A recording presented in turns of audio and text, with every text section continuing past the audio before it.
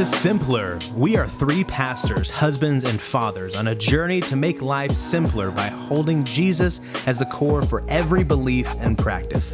This journey has shaped us to be more like Christ, freed us from the shame of failure, and encouraged us to a deeper love of our Lord and God. We invite you to join us in the discussions that have shaped and continue to shape our lives. There was somebody that was talking about how there's like addendums or like asterisks on like intellectual property laws and stuff like that, because there are people who just will quote unquote write a song, and then as they're going down the line and producing it, somebody's like, yeah, that sounds like so and so, and they realize like, oh, I heard that riff when I was like 10, and I brought it into this thinking it was completely original. And so somebody was saying recently, like on a podcast or something, how there is like a part of the law that allows for that, but it doesn't change like the result of like you don't own that anymore, but you won't be as legally pursued because you thought you were creating something original. I don't know how you prove that, because then I think everybody every time will be like, well, I thought I was creating something original. Vanilla Ice won the lawsuit, didn't he? Did he really? I think so. Because there was enough changed of that line. Because I saw an interview with that. He was like, no, but mine goes dig-a-dun-dun-dun-dun-dun, and they just go dun-dun-dun-dun-dun. So he added dig-a-dun-dun.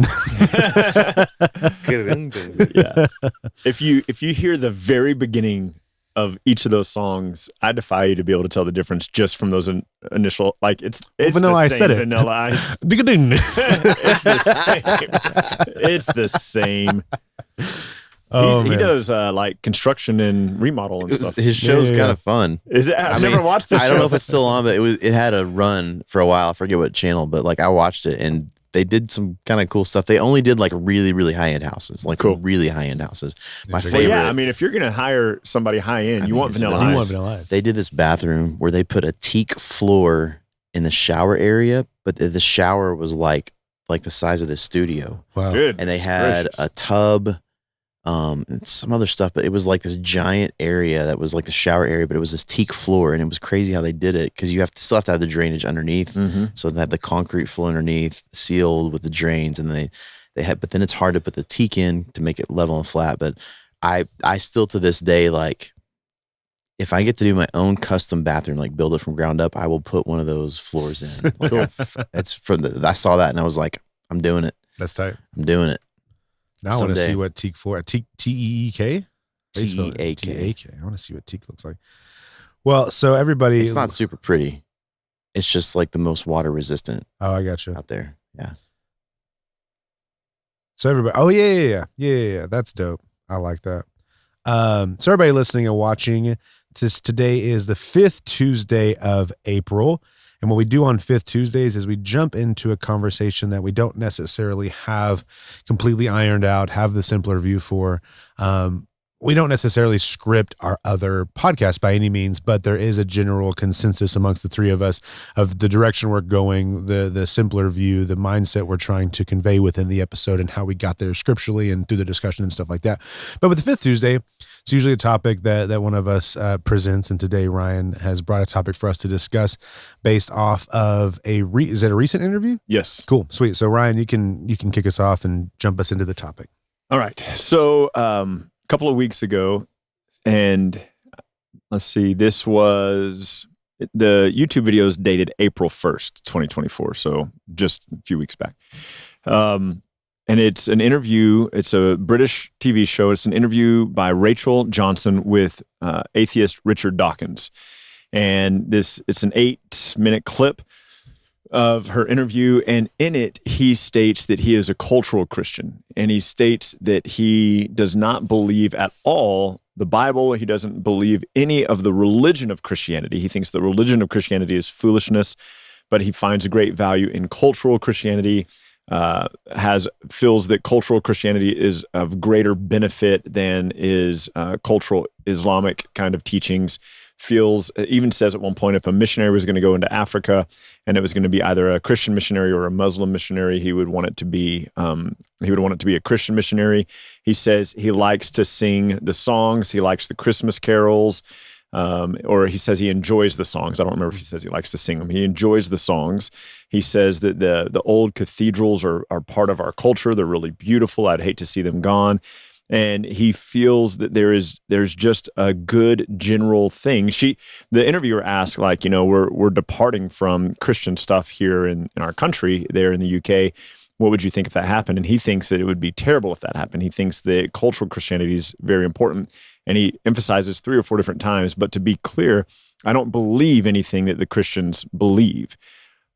So what's interesting to me is that this conversation is even possible, because the idea of Christian, the only time the word Christian is used in the Bible, it's used 3 times.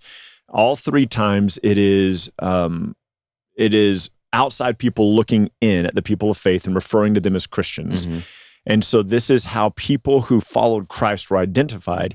And the fact that we can in 2024 even have a conversation about cultural Christianity as something distinct from actual Christianity, the religion of Christianity, is painful to me. It's offensive to me, because I think that there are a lot of people who, and I've heard this for years. Richard Dawkins is not the first one to say this kind of stuff, but I've heard for years people say, well, I think the thing about Christianity is that Jesus just wants us to be nice, and Jesus just wants us to be polite, and Jesus just wants us to be loving. Jesus was really loving. We got to be really loving.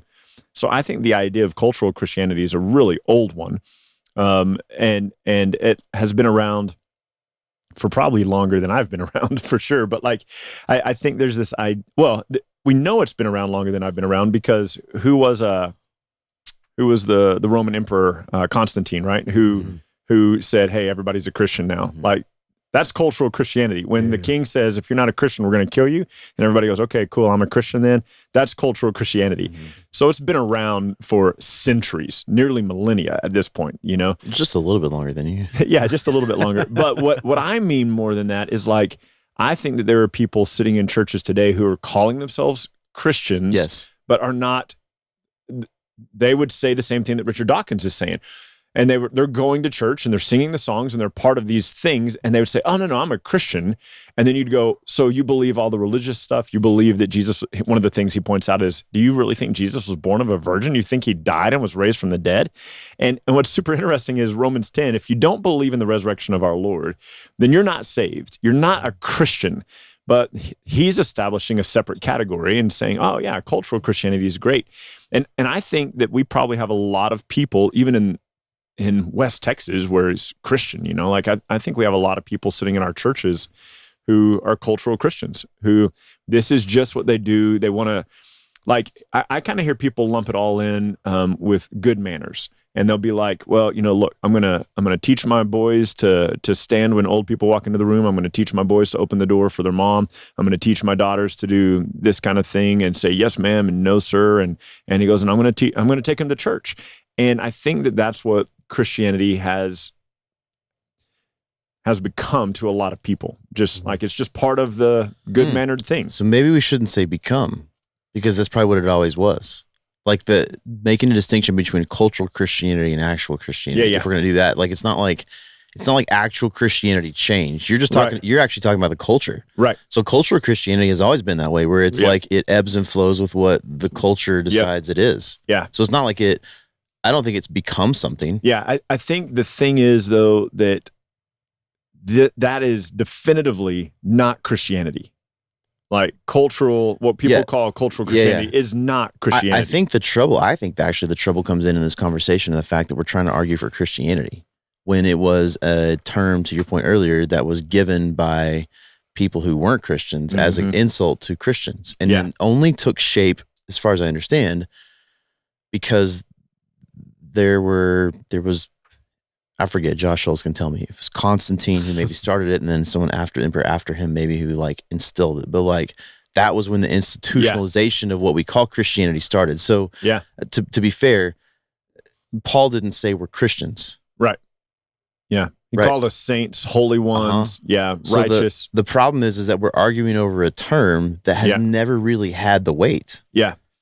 I would argue, not being argumentative, I would make the point that there was something distinct enough about those early believers that the people outside of Christ were going, you're Christians, which means little Christs. Yeah. So for somebody to say, I believe in cultural Christianity, is saying, I believe in cultural little Christs, that doesn't work. It's that's contrary. Right. I think, though, that's only if they understood that history of it. Yeah. Because when the institutionalization of Christianity happened, that's when you see what Richard Dawkins is talking about. Yeah. That's when you have the beginning of like cathedrals and culture that looks a certain way, and you see movies where like when quote unquote Catholic missionaries would go to other countries, they would just want them to get baptized into Christianity. It wasn't about Jesus. It was just like becoming associated with the religion. So that's the institutionalization of Christianity is when that shifted. Which is why I think that I'm saying I don't think it has changed. I think that like I'm assuming there would be things if we were around in the time of Constantine when we would be like, this isn't Christianity. Yeah, true. In the same way that we'd be saying today, like good manners isn't Christianity. Right. Yeah. Yeah. I don't know. It's so dumb because I think what people are convinced of is they're convinced that the cultural perspective is the biblical perspective, or that you don't. Dawkins would say, I don't believe anything in the Bible, but I still consider myself a cultural Christian. It's so strange that you can say, being nice. Like, you're right. They don't understand what Christian is. I think the point that I'm intent upon making is that what they're calling cultural Christianity is not Christianity in any way, shape, or form. I think that's actually where I'm putting a little pushback. Okay. I'm with you in what you mean by Christianity. Yeah. What I'm saying is they're not arguing from your perspective. Yeah. So like when they say Christianity, they're not talking about the gospel. Right. They're actually talking about a cultural... Moralism. Well, no, they're talking about a specific cultural look. Like Muslims are moral. Yeah.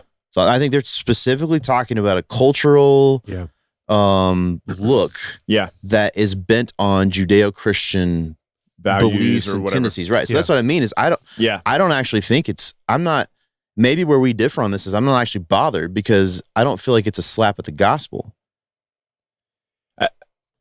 I think it creates problems because if somebody's watching this interview, for example, and like he even asked the interviewer, like, do you believe, because she says, well, I'm a little bit more than a cultural Christian. And then she talks about going to Jerusalem recently. She was in Jerusalem and she says, and when you're there, it's powerful, it's potent. Like there's a feel of Christianity here.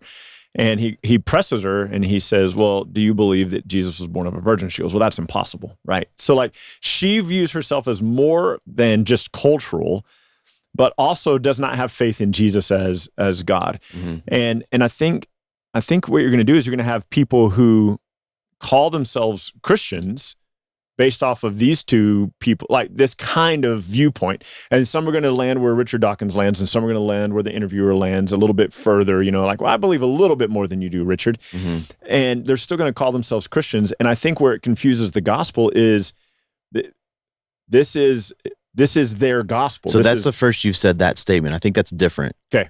That confuses the gospel. Yeah. Now we're talking about now we're not trying to argue over a culturally defined word of Christianity. Yeah. But you're actually talking about tainting the gospel. Yeah. It makes a mess of it because... Which is actually what you're bothered by. You're not actually bothered by someone using the word Christian in the wrong way. No, it's stupid because what's going to happen, I think, is... So gospel means good news, right? We know that. So this is, to use your definition already, their version of Christianity. Mm-hmm. This is also like... They believe that the world benefits from this viewpoint. Mm-hmm. So that would be their good news. That would be their message that they're representing. Look, you don't have to be a religious Christian. You just need to be a cultural Christian. Right. And I think we should set some basis real quick because you're talking about what you're actually bothered by is what you just said, that it is a misrepresentation of the gospel. Mm-hmm. I don't think they're actually wrong in terms of like what they're saying happens in culture. Yeah. If there's a cultural Christian viewpoint that a society accepts, it tends to look this way. Sure. And that's what they're arguing for, right? Yeah. So this isn't Richard Dawkins saying, you know what, I really believe I'm a follower of Jesus. But No to be way. a follower of Jesus, I don't actually have to believe in his virgin birth or his death and resurrection. Right. So that's why I think maybe this is where we're different a little bit on this, is like, I feel the same tension you do in terms of tainting the gospel. Yeah. I'm probably less bothered by their statements because they're not trying to associate with Jesus. Yeah. They're trying to associate with Christianity. Yeah. And I probably feel A series of behaviors, or right. yeah. And I probably feel maybe even different than you guys do. Like I've never been in the camp of like, I am okay with trying to fight for the culture to view Christianity correctly. Yeah. Because I think historically that's never been the case. Yeah, it's not going to happen. And so like I'm not bothered by someone saying I'm a cultural Christian, because I don't feel like that's any different than someone saying I'm a Muslim or I'm a Jew. Yeah. Like not a descendant of Israel, but like actually a Jew religiously. Yeah. That I feel like that actually might be an example of in the same camp. Someone who they believe in the same God we believe in. They just don't believe in Jesus. They believe in the same Old Testament we believe in. They just don't believe that Jesus is the fulfillment of that. So like it's a similar conversation. Culturally, they're going to look a lot the same. They're going to have a similar moral value culturally. They're going to, so that's what I mean is like, I think he's actually acknowledging that he's not a believer. Yeah. He hasn't put his faith in Jesus, Right. but he likes this cultural Christian viewpoint. So I think maybe where this isn't a pushback, I think You're fine, necessarily go. on you. I think this is maybe an expansion on what's really bothering you. Go. I think that I actually like that they're there, because I think what that does is it opens up conversations now about Jesus. Yeah. If Richard Dawkins, who's a world-renowned atheist, says there are parts of Christianity I like, that probably means he's going to be a little softer to conversations about the gospel. Yeah. If he's an atheist, like you mentioned earlier, Piers, like the old Richard Dawkins, you said, seemed to be a little more hesitant to have any conversation about Christianity. Yeah. That's a harder place to have the conversation. Where I think you're getting at, Ryan, I think you would agree with this. You're probably more bothered by Mormons than you are by someone like Richard Dawkins, who says he's a cultural Christian. Yeah. Because these are people who are saying we're followers of Jesus. Yeah. But it's an incorrect perspective of Jesus. Yeah. So that's what I mean. I think that these are actually two different categories. Probably more bothered by Chosen than I am by Richard Dawkins. Fair, yeah, which is kind of in the same vein. And then what you're getting to with the like West Texas viewpoint is that I think is a whole other category where we've done a bad job as teachers of the scripture in this part of the world, where we've convinced people you can actually call yourself a follower of Jesus, someone who's put their faith in Jesus, but not actually put your faith in Jesus as long as your life looks this way. So I think there's almost like three different categories. Yeah, okay, I can get behind that, because the people that I'm probably talking about in West Texas would not say what Richard Dawkins just said. Mm-hmm. They would say they believe in Jesus. Correct. But I think fundamentally their life probably doesn't look very different than Richard Dawkins in terms 100%. of because neither one of them put faith in Jesus. And it pisses me off. Yeah. Because it's like, no, like it's not enough to say, yes, ma'am, no, ma'am, open the door. Like, you know what I mean? Yeah. And be like, that's how you know you're a good West Texas boy. Like, look. Okay, wait. I actually, I'm not, you might be thinking of somebody specific. I'm not sure that the people that you just described actually think that they're followers of Jesus. Okay. I think that a lot of those people think that they're supposed to go to church. Yeah. As part of like the cultural. It's part of what you do. I'm not sure that those people are saying I'm a like dedicated follower of Jesus and therefore I go to church. I don't know that they would use the word dedicated. I feel like they would say, like, I feel like if you sit down and ask them, are you a Christian? They would say yes. Right. In a similar vein of what Richard Dawkins is saying. Yeah. And it's just, and it's just bull crap. Like it's. Right. But I'm saying, like, I think the shift is not being bothered by their statement of I'm a Christian. Okay. Because then we'd have to be bothered in the same way by someone like Richard Dawkins. Yeah. It's just more personal for us because we understand the culture of West Texas more than we do in the UK. You're just blinded. You've missed the gospel. Yes.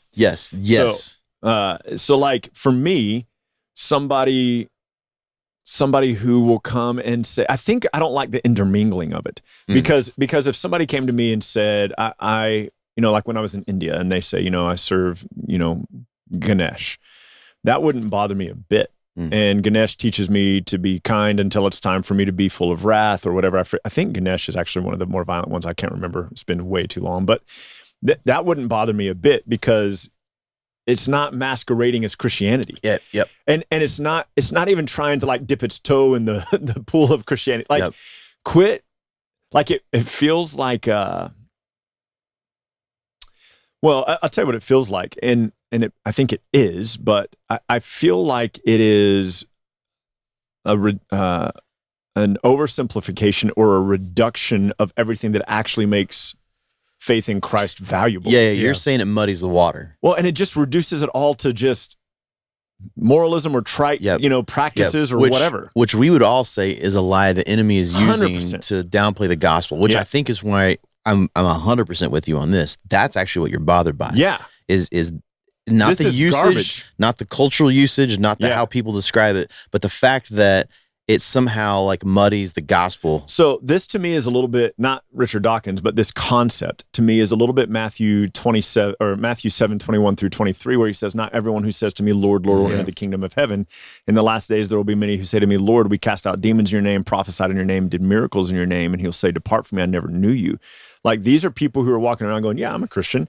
And they're doing things, quote unquote, in the name of Jesus, whatever those things are. This is a little bit Luke 13. Seemingly even miraculous things. Yeah. This is Luke 13 where the people, the Jews, it's a Jewish context in both cases. I think that's important to note. But where the Jews in Luke 13 say to Jesus on the last day, he's like, you walked in our streets and you ate in our houses. And he goes, I don't know you. Depart from me, you workers of iniquity. And I think that there's this mindset that because there is a proximity to the language, the verbiage, the culture, the icons of the cross, those kinds of things, I think that people feel like because they have a close proximity to those kinds of things, that they feel like they have a close proximity to Christ, and it's not the case. Like there are plenty of people who it is a cultural West Texas kind of thing. I'm sure it's other places too, but that's my environment. It is a cultural West Texas kind of thing. At least it was in the early 2000s to have a wall of crosses in your house. Like you get every new cross you could find, and that doesn't inherently mean you know Jesus. It's just kind of a thing you do. Just means you spent way too much money at Hobby Lobby. Right. Probably with some verses out of context on those crosses. Unless they did the 75% off sale. Yeah. There you go.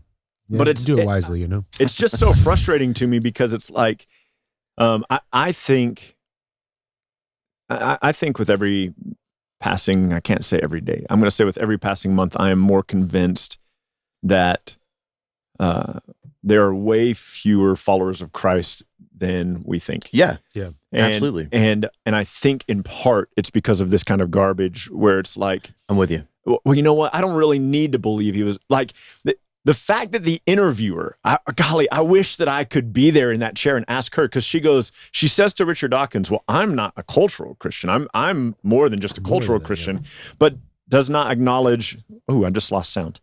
Does not acknowledge the virgin birth, was questionable about the resurrection. Yeah. She's like, I'm not sure about any of that stuff, but I'm more than a cultural Christian. And I want to be like, well, what are you adding to it then? What's the thing?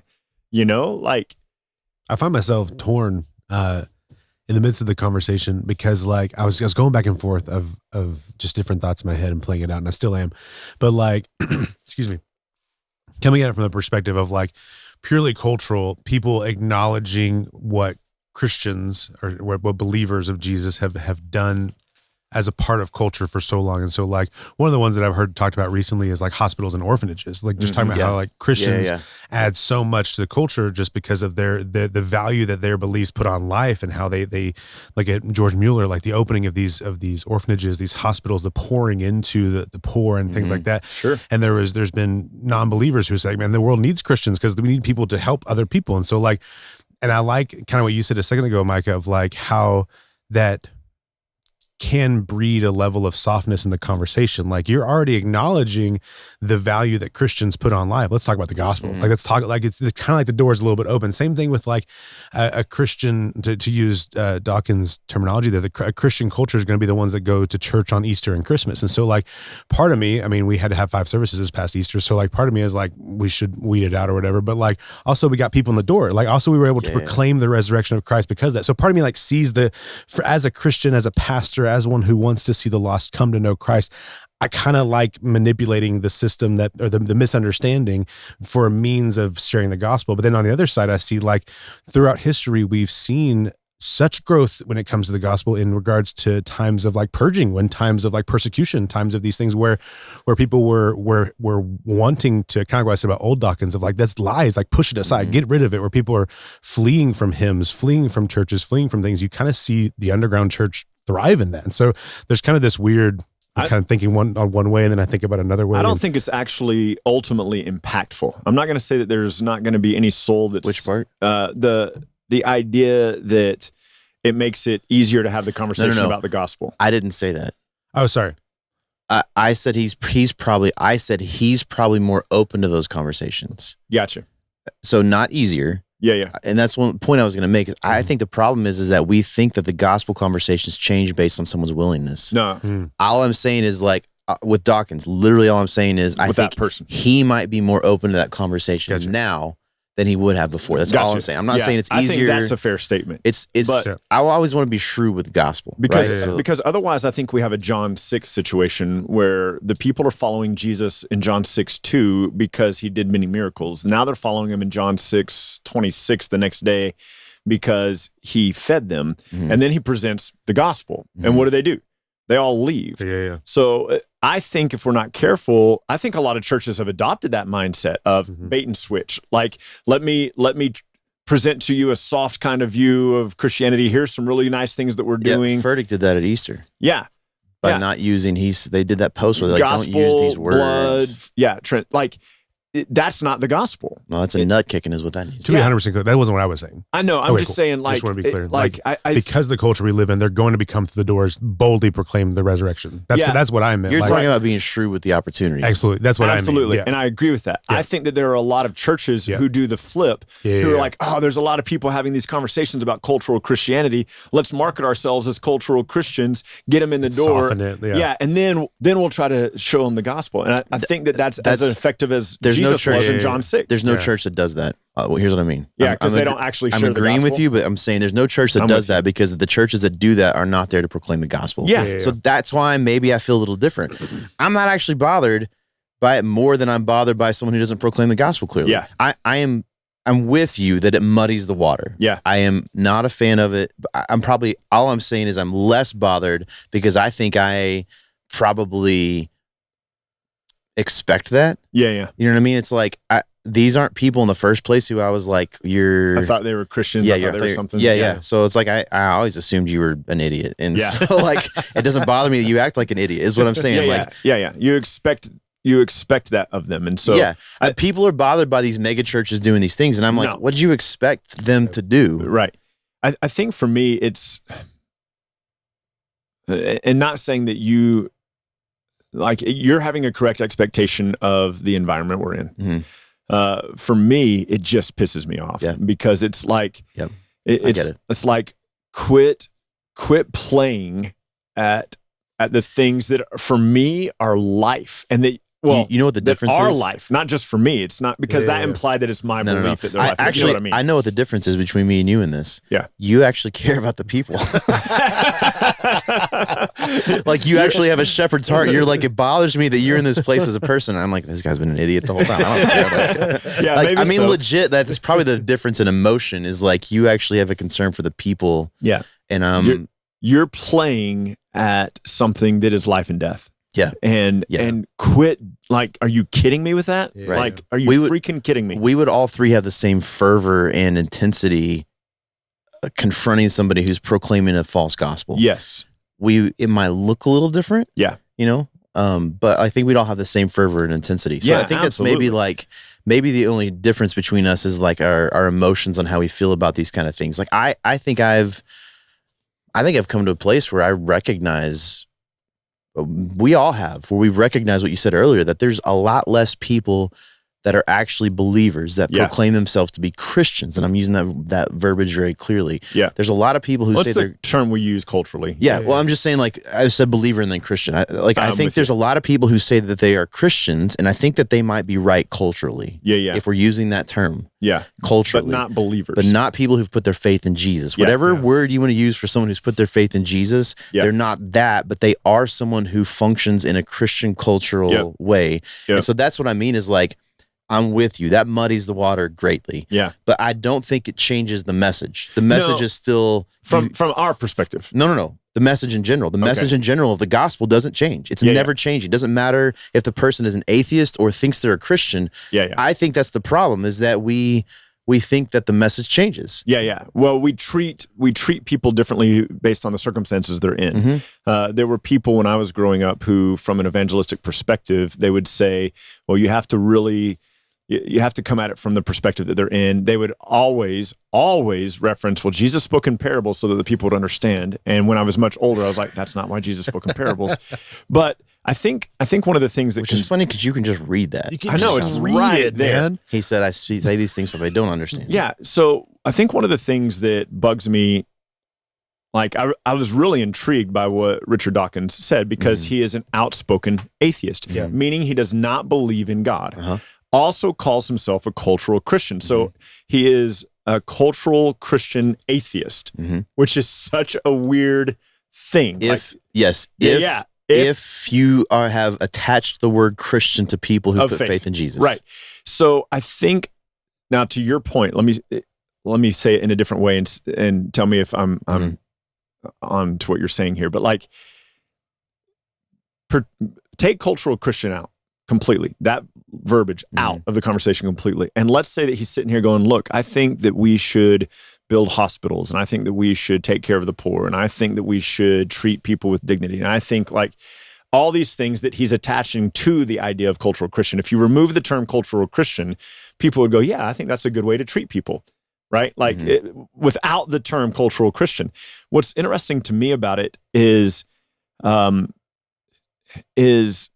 was I going to say it? Like, so if you're, I don't know if you want to call it moralism. I don't know if you want to call it being polite, nice, beneficial, helpful, whatever you want to call it. If that's who you are and you don't attach the term cultural Christianity to it, and you say, I don't believe in Jesus, but you're really a nice person and you're benevolent to the poor and all this stuff, we would say that person needs Jesus, right? We would say of Richard Dawkins, this person needs Jesus. He's saying all those same things, but attaching to it the banner of cultural Christian. You with me still? His need for Jesus is not different depending upon whether he uses cultural Christianity or not. Correct. So my concern for him is to know Jesus. The part that bugs me is that there are way too many churches, probably, or maybe not enough churches in the U.S. There's a lot of churches in the U.S. and they are taking what once was. I think this is the trouble in your thought. Yeah.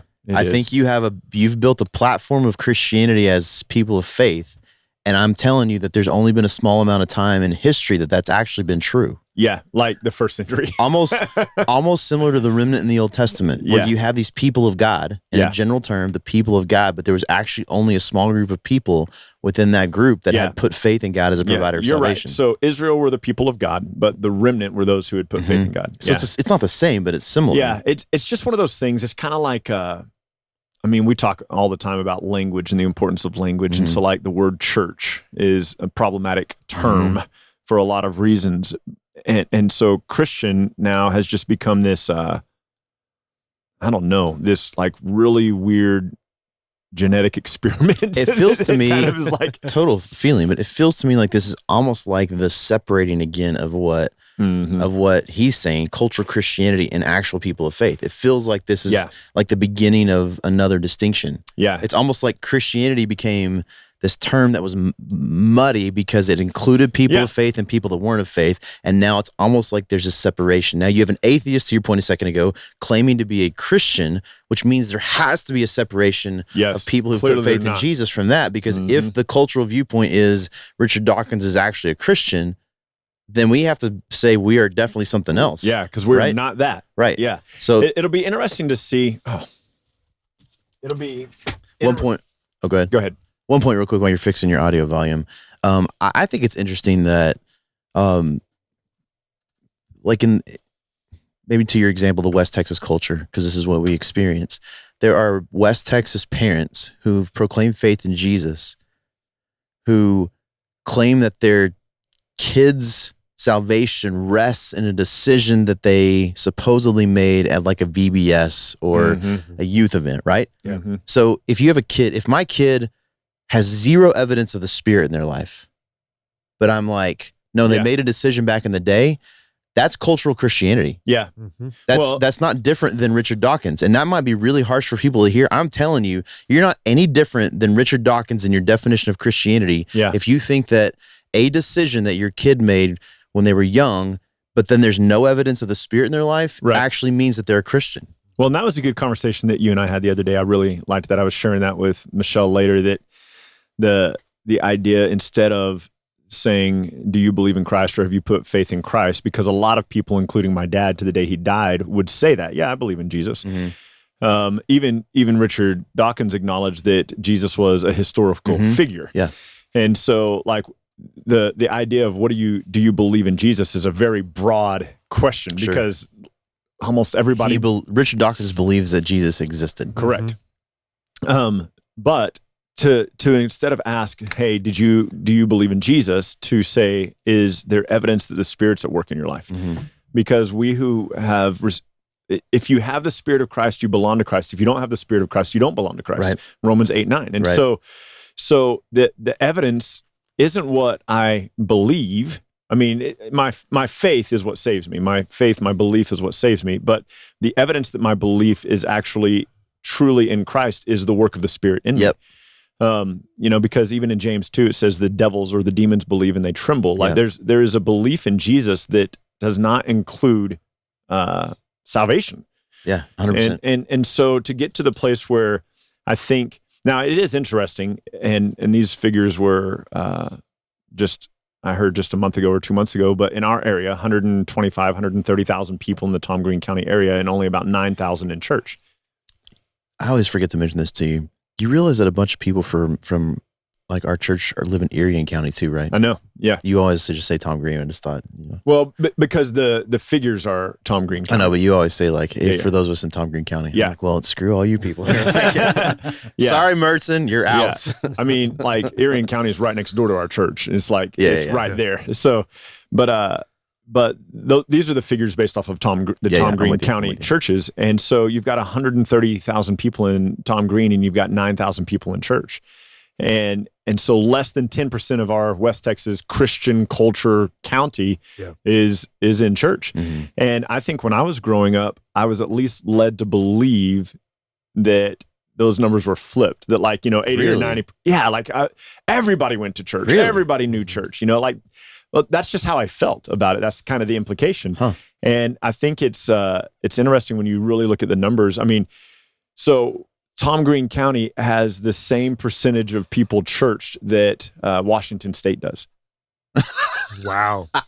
You know what I mean? And so when you talk about Washington State, you go, man, they need Jesus, because less than 10% of Washington State is churched.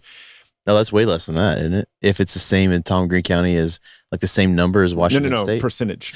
Oh, same percentage. I thought you meant the number. No. I was Just like, 9,000 in the whole state, no. I didn't realize that they were almost unreached people group. Yeah, so people go, the Northwest really needs Jesus because less than 10% of the population is churched, but less than 10% of our population is churched. And we consider ourselves part of the Bible Belt. Right. And it's because people don't believe they need Jesus. It's because people, I think a lot of the 125, 126,000 people that don't go to church would probably, if you ask them, do you call yourself a Christian? I bet a lot of them would say yes. I bet a lot of them would. So your thought, what are you trying to say? Well, I just think we consider ourselves the Bible Belt, right? Or I mean, culturally we're called the Bible Belt. And I wonder I wonder if that's based off of really, really bad numbers of there are a lot of people. So, see, I think that's okay. I'm with you now. And your point is you think. Well, let me say it this way. Yeah, I think it's another confusion. Yeah, because the Bible Belt, I think, has always been cultural. I still think you're trying to attach an actual gospel, put faith in Jesus, perspective to what the rest of the world's calling culture. Yeah, I feel like you're. I feel like you're the more people to be Christian than they, or believers. I'm with you on this. than they are. I think your perspective is skewed because your mindset was this is the Bible Belt. These are actually people who have put faith in Jesus. You're totally and I've right. always felt like I might be wrong. The reason it's called the Bible Belt is because culturally there were more people who had like a church culture. Yeah, well, that's where I'm at today. I'm there today. Gotcha. Like that we have. See, here's what I think. Total thought. If you take the 8% of people in Tom Green County that go to church, and you take the 8% of people in Washington that go to church and say, are you believers? They're all saying yes.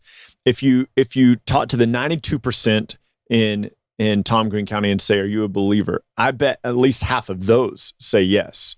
I don't think so. You don't think half would say they would Christian? say Christian, okay, but not Christian. again. Yeah, I think that I'm being very specific about. I appreciate it. Thanks for being specific. I think you're right. I think half would say, "Oh yeah, I'm a Christian. I try to do good. I try to be a nice person. I'm not. You know what I mean?" Yeah. And that's how they would qualify it. I think there'd be a very small group of them who would say, "I've actually put my faith in Jesus." Yeah. So back up. I think half of the other 92%, so 46%, would say, "Oh yeah, I'm a Christian. I do good things." And maybe more in Tom Green County. And my grandmother used to take me to church, and I know this Bible story. I think that's what they would say. Yeah. I don't think that it would be 46% in Washington that would say that they're a Christian. Yeah. No, it's not cultural. Hardly any. Yeah. And so what I would rather deal with Washington State than Tom Green County. It is because to me it's more honest. Yep.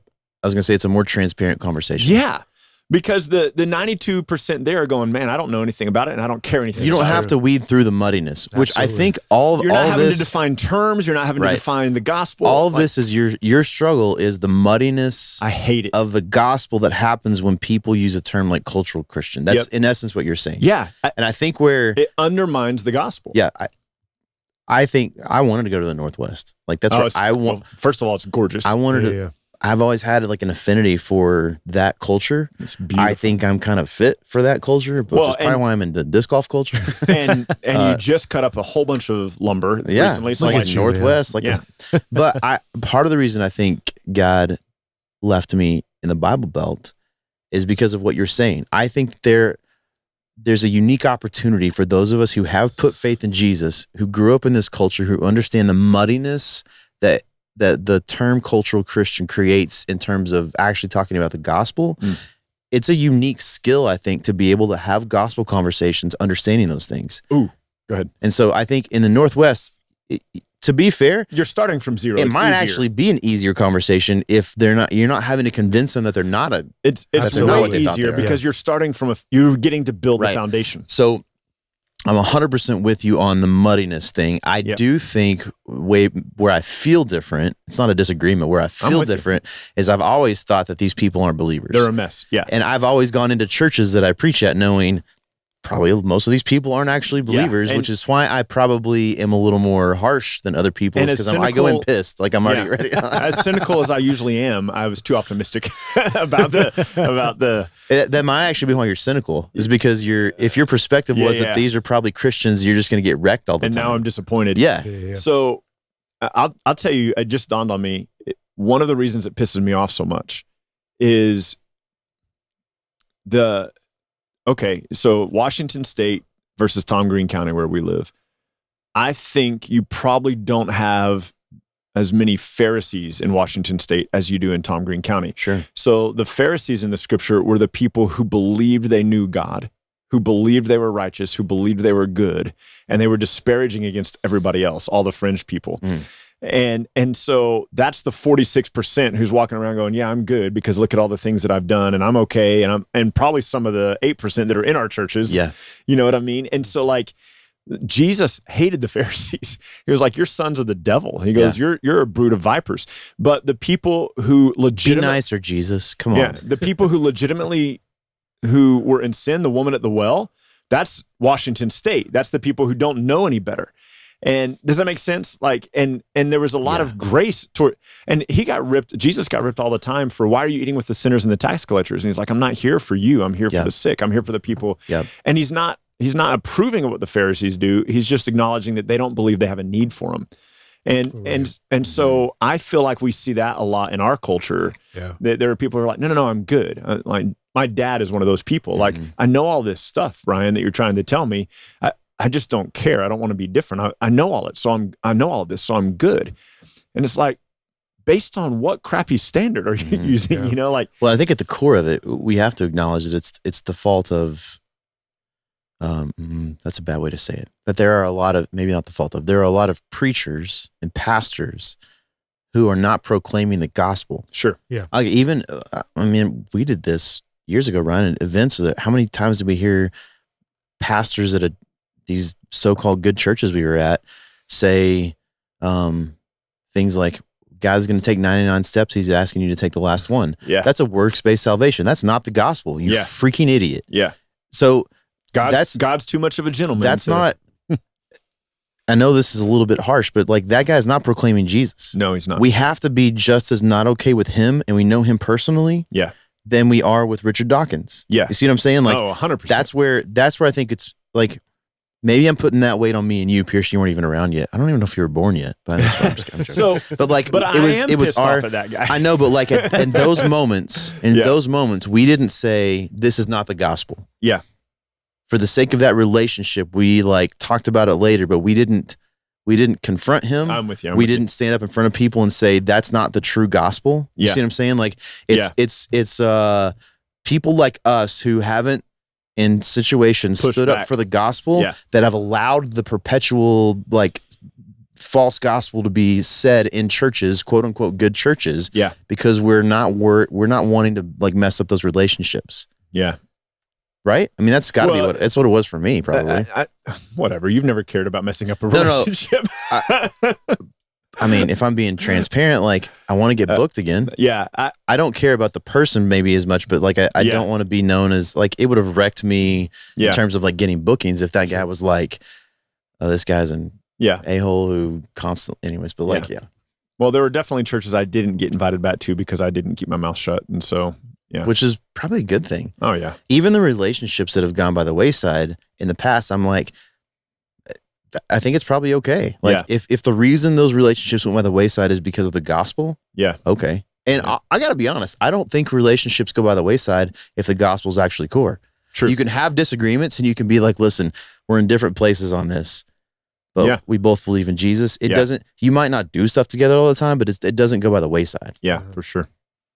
So I think that there's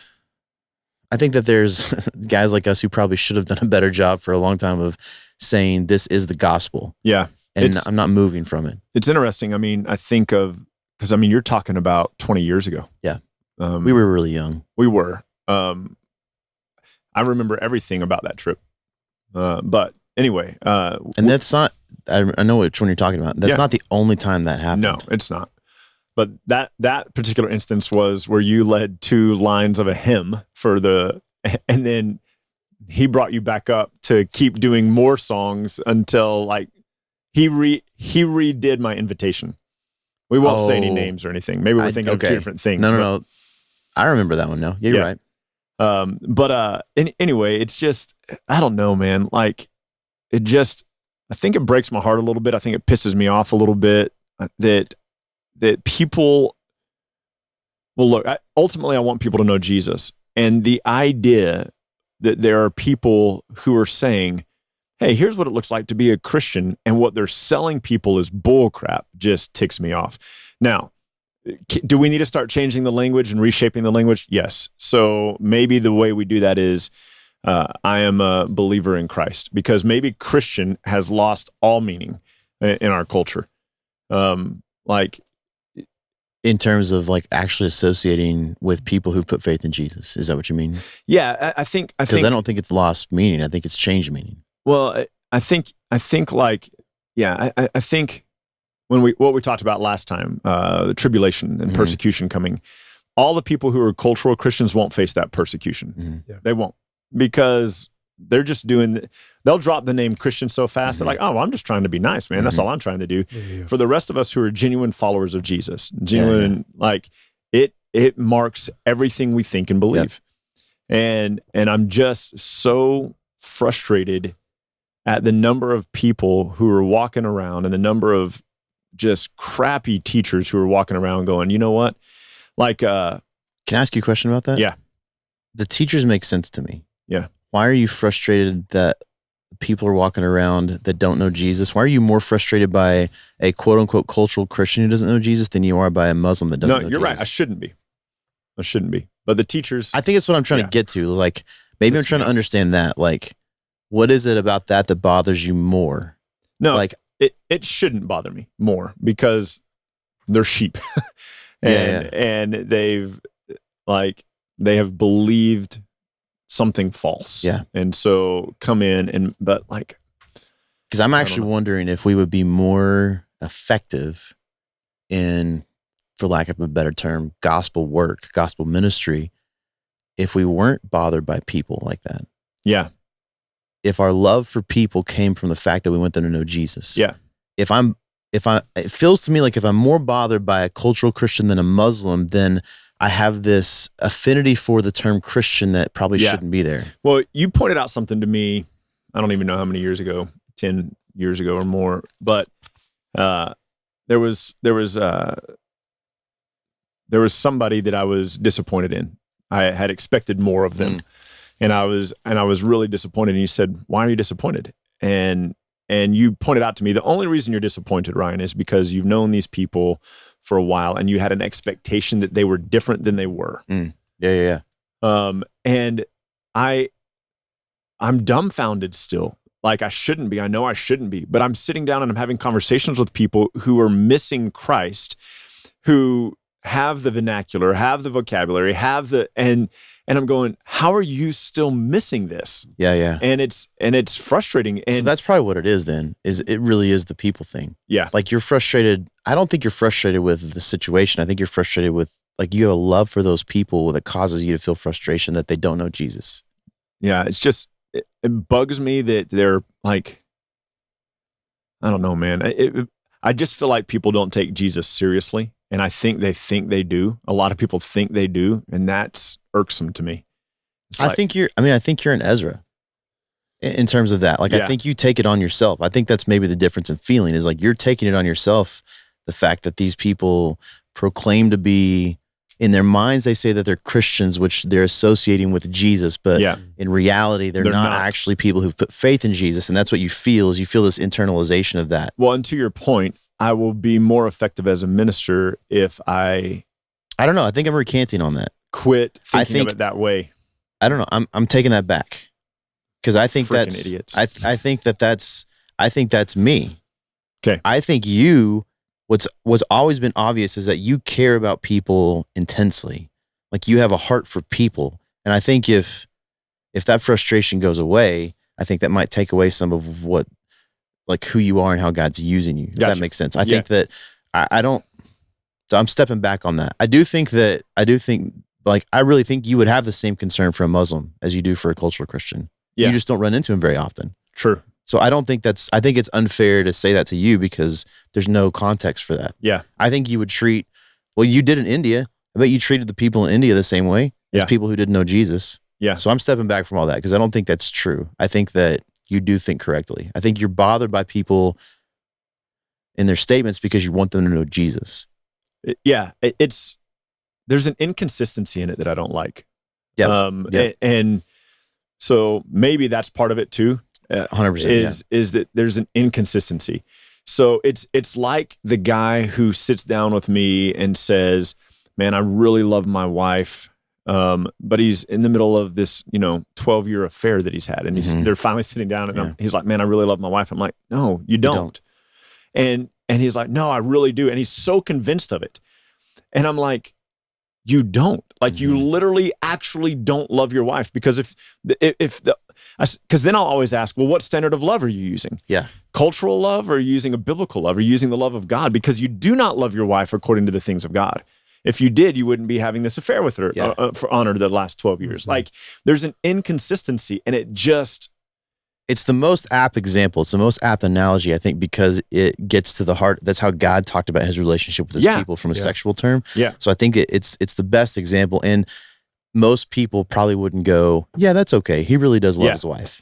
So most people, and I'm going to start tweaking their language, But most people, when they sit down with me, will say, man, I'm a Christian.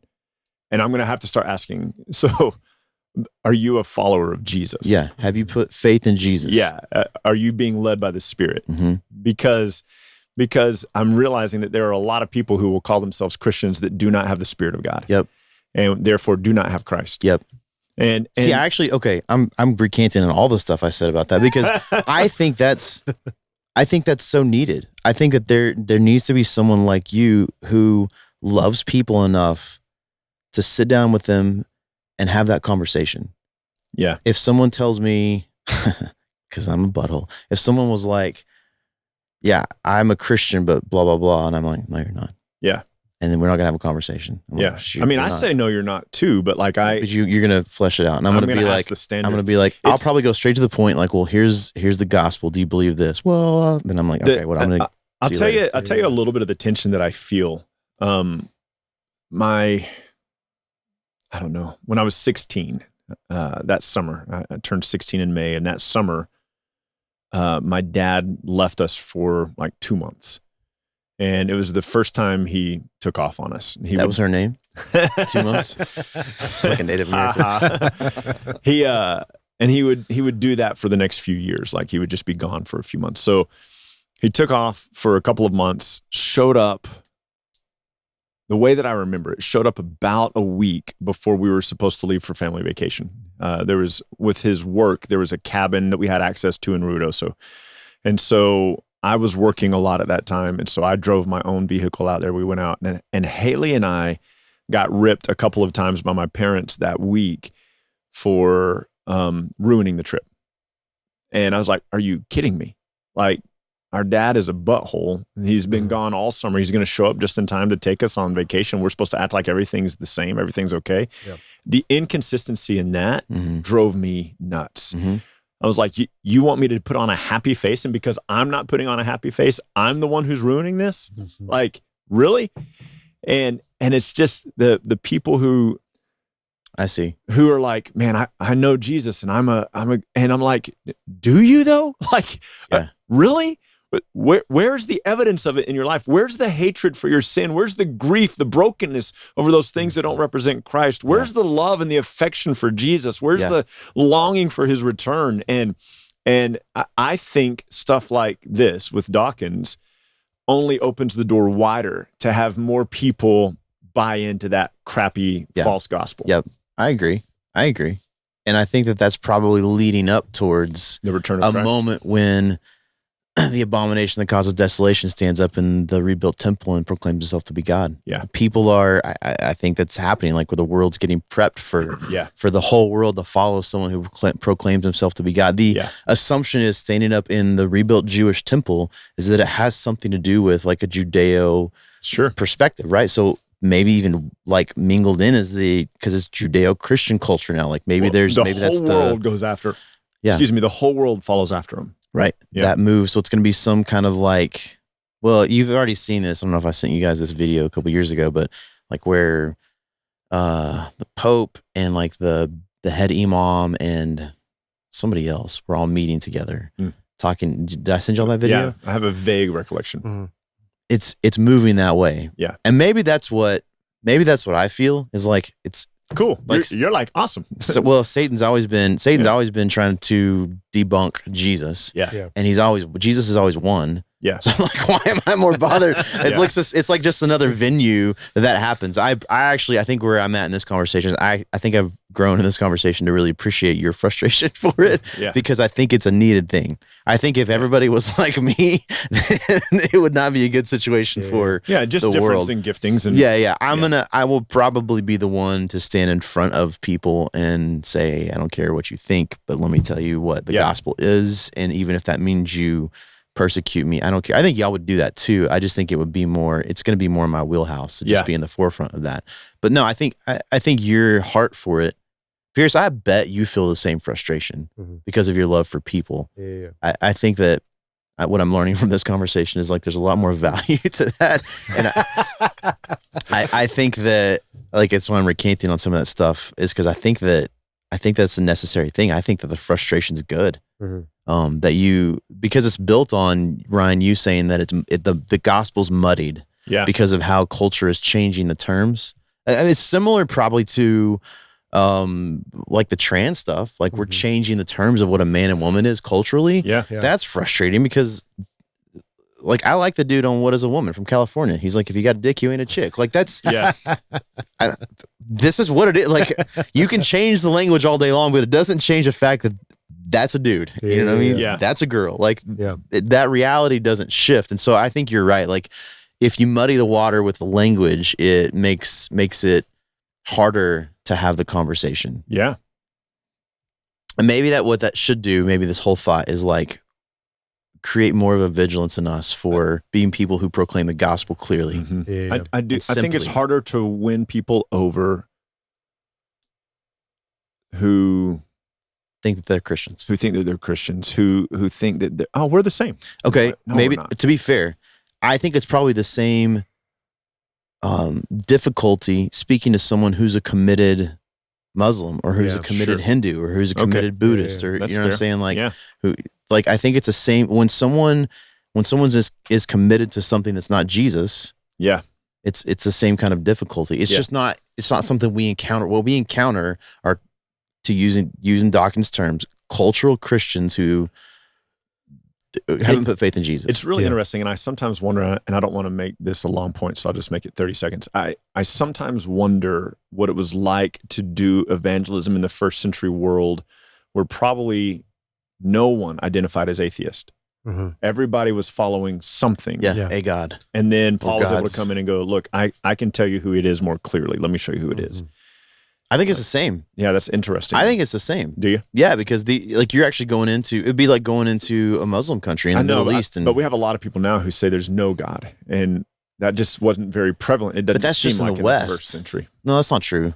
Because Russia, like the Far East, does that too. Yeah. China and communist China and Russia do the same thing. So maybe it's different. Yeah. Although I still think it's the same because isn't that just another form of following a God? Sure. Ultimately yourself. Atheism is like another. Yeah. You're just everybody serves a God. Yeah. Sometimes it's you. So yeah, I think it's the same, which maybe should make us go, you know what? We just need to be shrewd like Paul. Yeah. What a freaking genius. Goes to Mars Hill and he's like, hey, I noticed you guys got the statue that says to the unknown God. I know who that is. Yeah. Like he uses their culture. Jesus with the woman at the well explains the gospel from a perspective she understands in her culture, which is partly Jewish, part not Jewish. Yeah. Like there's shrewdness, I think, that needs to happen as we talk about the gospel. Absolutely. All right. Hey. Simpler view, cultural Christians suck. I was going to say simpler view, hold fast to the gospel. That's a better one. Let's stick to that one. And then let the chips fall where they may. Yeah, we had talked a few weeks ago, maybe a couple months ago by this point, of kind of the different trends of labeling yourself through social media and stuff like that, and how the group that I grew up with in college, like you put follower of Jesus, you didn't put Christian because of the implications of Christian. Yeah. And what's funny is like we kind of made fun of that, or I kind of made fun of it a little bit back then, but like now kind of coming to fruition of us really addressing the culture and addressing what that term has become defined as from a cultural perspective, and realizing how do we as believers, like as true people of faith, how can we separate from that mentality? And so it's funny kind of coming full circle. It's very difficult. And I think that Ryan, you're exactly right. We hold fast to the gospel. And so we don't put up with nuances in conversation. Like, yeah, he mentioned the gentleman God thing, like whatever, but like he goes to church, does this, whatever. I think that we can take those opportunities to, in whatever conversation, whatever venue that looks like, to correct those things, to point to the truth of the gospel, to reiterate what Christ has done. Like I said, I don't know if it's this episode or last episode, but like talking to my daughter, like when she mentions the resurrection of Jesus, affirming that, like, yes, Jesus is alive. It isn't like death could not hold him. Like affirming what we can affirm and encourage what we can encourage, and confront what needs to be confronted as well. And I think that we, and it doesn't have to just be pastors. I mean, we're all pastors, but like this can be our kids, this can be our friends, this can be people that are part of communities. I knew a handful of people that I remember leaving college, hearing their plans, and I was anticipating for them to tell me that they're going to go into the mission field, they're going to go into being a pastor, they're going to do whatever. And they were like, yeah, man, I'm pursuing, I just finished my degree in accounting, and I'm going to propose this summer, and I'm going to become an accountant. And I remember at the time there was this twinge of like, but you could do so much for the Lord. And then like God like backslapped me and be like, he's going to do much for the Lord. Like he has the opportunity to go into these offices and proclaim the true gospel, to proclaim these things. And so while still living in the Bible Belt, still living in an environment where cultural Christianity is still very prevalent, he can be a light into the offices. Other buddies of mine, I had another friend of mine who went to like trucking, like he can be a light into the trucking world. And so like that doesn't, just because their title doesn't have anything ministry in it, they are a light to the lost in those situations. And they're able to take these people that, like the trucking one, for instance, there's probably a lot of truckers who drive the trucks on the back that's like, I got saved by Jesus, or Jesus is my co-pilot, whatever it might be, and can be a light to correct some of that language and to proclaim the truth of who Christ is. And so, go ahead. He was talking about his Mexican cousin. Yeah, it's sorry, I mispronounced. I mispronounced it. It's Jesus in the co-pilot seat. Just let everybody know. Exactly. Yeah. I'm just letting you guys know my buddy's here, my cousin's here. So to encourage you guys listening and watching as well, like this isn't to correct those types of things that might look different based off your personalities, but we are emboldened and empowered by the Holy Spirit to have those conversations, to point people to the truth. And that's a good point, Paul. I mean, Jesus says that you will receive power when the Holy Spirit comes on you, and then you will be my witnesses, speaking to the apostles of the time. But like exactly. That's the same Spirit that lives in us. Exactly. The power comes from the Spirit. Absolutely. Dope. I enjoyed this episode. Yeah, I did too. I like your range of emotion, Ryan. You got really mad, and I want to zoom in on some of the twinges that your face made. You probably didn't feel it, but you said something about teachers at one point, and like the right side of your lip like twitched hardcore, and I was like, that's real emotion right there. That would be an environment I would love to see you in, a room full of teachers where they're all saying bad stuff, and like, yeah, I want. I would want to step back and video. I would want to step back and video. So pissed. I'd love to see it. Let's make it happen. Next Simpler conference, let's only invite false teachers. False teachers. False teachers. Well, weak teachers. Here's where it gets crazy: is the guy we were talking about earlier. If he actually believes that Jesus did 99 steps and we have to do one, he doesn't believe the same gospel we believe in. So it could be a room full of. It was a Southern Baptist church. It could be a Southern Baptist meeting, and you could have that that same conversation.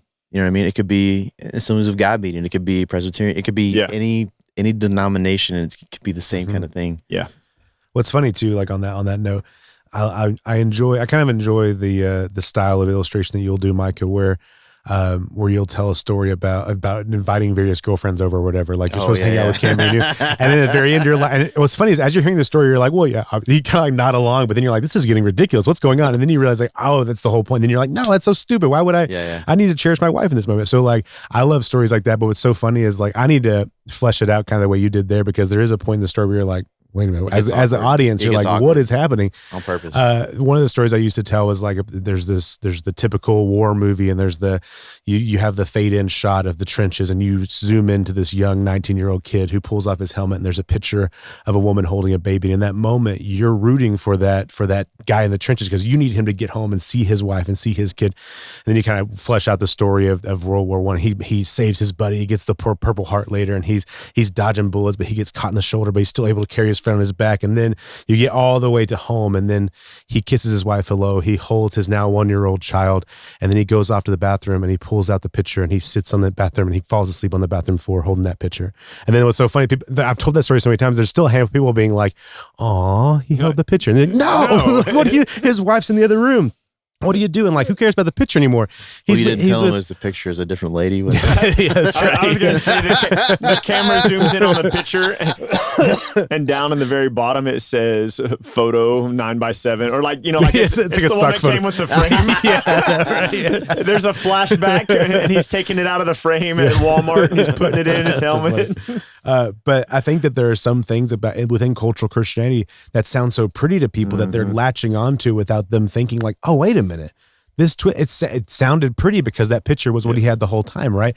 And so like, oh, of course he would just cradle that picture in the bathroom. Like, no, he wouldn't. These wives right there, you idiot. Like, and so same thing with this. I think there's a lot of things that like the gentleman God. Oh, my God's a gentleman, and like you cling to that. The greatest lies are the ones that are close to the truth. Absolutely, and it's. I mean, we've seen it. We've all seen it within ministries, within individuals. The enemy take hold of that and just push it home, just drive it home. And so it's heartbreaking, and we have the opportunity as people empowered by the Spirit to call it out, to shine light on it. Absolutely. Dope. Well, hey, thank you guys for joining along, listening along. If you enjoyed this podcast, go find Stephen on social media. Tell him thank you. We are at the Garden Audio, and his if you want to find him on social media, him and his wife have a realty group called 87 Realty Group. You can go message them, go say, hey, what's up? Go tell them you enjoy the podcast. Stephen's a awesome resource for us here with Simpler, and he is incredibly professional in how he handles and does everything and how he pumps out our material and our content here. So we love being a part of being able to come to the Garden Audio and see this kind of come to life in a professional and just a good sounding environment. And that way we don't feel ashamed of any of the quality we're putting out any week whatsoever. And while you're over there giving him a follow, be sure to follow at simplerpod. That is going to be our Instagram and Facebook handle. You can go see what's going on over there. You can share clips. You can interact with us that way. If you want any topics to discuss, let us know. If there's anything, any pushback that you have today, we'd love to hear more of your stories concerning cultural Christianity and the things of the like and what that might look like. I feel like within our specifically, just us being in the Bible Belt, I've heard so many testimonies of people being freed from that mentality and coming to a true understanding of Jesus.